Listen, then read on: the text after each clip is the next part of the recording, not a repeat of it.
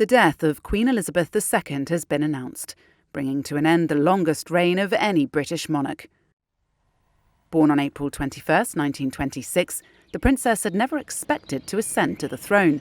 But after her uncle, King Edward VIII, abdicated in 1936, the crown passed to her father, George VI. My whole life, whether it be long or short, shall be devoted to your service and to the service of our great imperial family to which we all belong. Tragic news. She was just 25 when she became Queen Elizabeth II in 1952 on the death of her father. And following were the heavily veiled, grieving figures. She was crowned the next year at Westminster Abbey. Winston Churchill was the first of her 15 prime ministers, and during her 70-year reign, there were 14 US presidents. The young Queen Elizabeth spent much of the early years saying farewell to the British Empire amassed by her forebears from Kenya to Hong Kong to Barbados. However, she remained the monarch of 15 countries and head of the Commonwealth. Her own personal union to Prince Philip stayed solid for 74 years until his death in April 2021.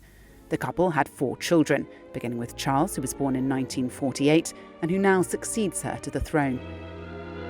The Queen's life became one of public duty, attending thousands of official engagements across the globe. She was loved and respected by many.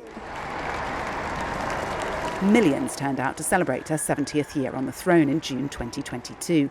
The Queen herself had to step back from some of the partying due to recurring health problems. Commentators agreed that she came across as a dignified, down-to-earth and witty woman.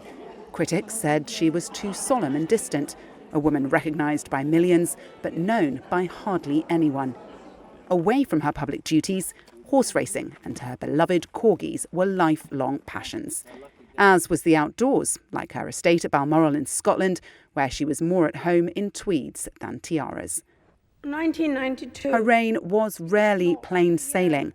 The 40th anniversary of her accession was a year that she famously described as one of disaster and misfortune. It has turned out to be an annus horribilis. 3 of her 4 children's marriages had failed, and there was a major fire at her Windsor Castle royal residence. The death of Charles's ex-wife, Princess Diana, in 1997 was even more harmful to the family's public prestige. As your queen and as a grandmother, I say from my heart. First, I want to pay tribute to Diana myself. She was an exceptional and gifted human being. In years later, some of the damage was repaired by events like the marriage of her grandson William to commoner Kate Middleton in 2011, watched by billions around the world. But with Queen Elizabeth's death, the monarchy's future is likely to face scrutiny like never before. Polls suggest Charles will be a far less popular British monarch. And there are other challenges. Prince Harry and his American wife Meghan giving up their royal duties amid accusations of racism has robbed the institution of 2 of its most popular global figures. And the US sex abuse lawsuit against Prince Andrew, which he paid to settle while admitting no wrongdoing, also left its mark.